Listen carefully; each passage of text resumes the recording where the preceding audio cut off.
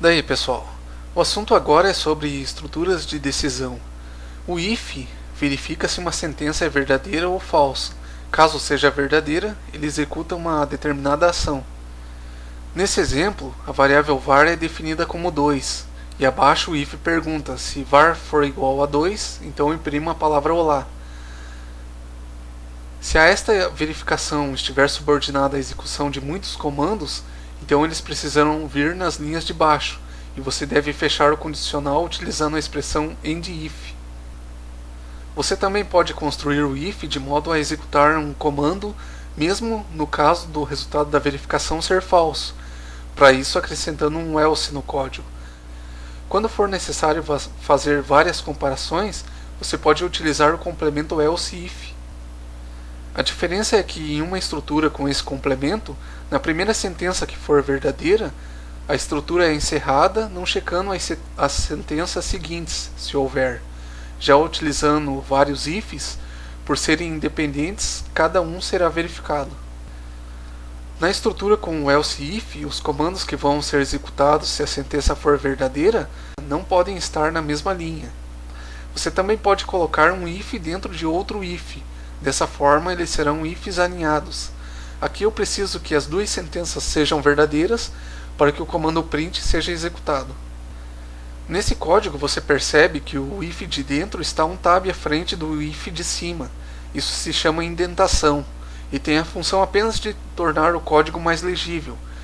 Como o if de dentro está subordinado à verificação da primeira sentença, então a gente indenta o código com um tab para que essa dependência seja mais fácil de visualizar. A comparação de uma sentença pode ser feita através dos operadores relacionais ou dos operadores lógicos.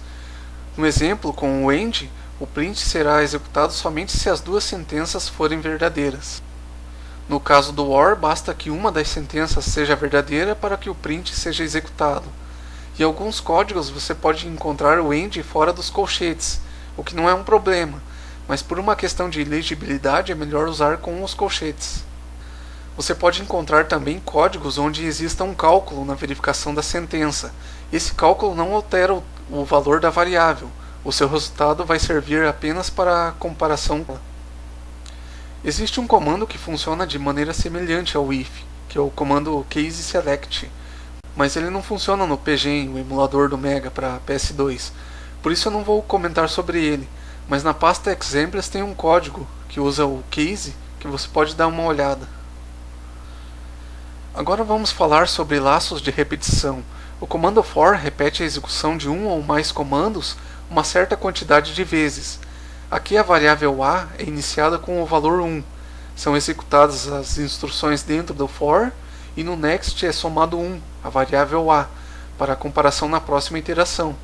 Se o valor da variável for igual ao limite estabelecido, que é o valor depois do complemento to, então o interior do for é executado uma última vez e o laço é encerrado. A variável utilizada no for, como se trata apenas de um contador específico do laço, não precisa ter um nome sugestivo. Pode-se usar letras mesmo, A, B, C. Dentro desse for existe o chamado operador imediato. Ali, o b -- significa que a variável b, que inicialmente valia 11, será subtraída por 1 ou decrementada por 1. Se fossem dois sinais de mais, b seria adicionado com 1 ou incrementado com 1. Quando o incremento ou decremento for por um valor maior que 1, você aplica a operação dessa forma. Quando você imprime sequencialmente os valores decrementados de uma variável dentro de um laço, e essa impressão é feita no mesmo lugar da tela com o comando locate, juntamente com ela você deve imprimir alguns espaços na quantidade de caracteres que o valor possui. São esses espaços que irão apagar os zeros das casas decimais onde não há mais impressão. Com o comando for é possível criar uma matriz de dados. Aqui a execução entra no primeiro for e já em seguida no segundo for. O locate utiliza as variáveis dos dois comandos for para determinar a linha, variável a, e a coluna, variável b, em que será impresso o caractere. Após encerrar o laço for de dentro, significando que uma linha inteira de caracteres foi escrita, a execução cai no next da hierarquia superior, incrementando a variável a, e ao entrar novamente no for subordinado, escreve mais uma linha abaixo da anteriormente feita. Os comandos do loop e while end também são laços de repetição, porém eles se repetem infinitamente, a não ser que você defina dentro deles em que momento a execução sairá do laço. O 1 no parâmetro ao lado do while significa verdadeiro. Dessa maneira, o while executa infinitamente. O cálculo de expressões matemáticas, como você já deve saber, é realizado seguindo a precedência de operadores. O que estiver dentro do parênteses é calculado primeiro. Mas no BEX, a multiplicação e a divisão estão no mesmo nível de precedência da adição e subtração. Isso quer dizer que, nesse cálculo, se não for colocada a multiplicação entre parênteses, o resultado será 6. O BEX não tem variáveis do tipo assinalado, ou seja, variáveis que guardam números negativos. Se você subtrair 1 de 0, o resultado será 65.535. Vamos entender por que isso acontece. A variável padrão, que tem 16 bits, pode gerar 65.536 possibilidades, de 0 a 65.535, como você já viu anteriormente. Esse é o intervalo numérico da variável do tipo integer, ou inteiro.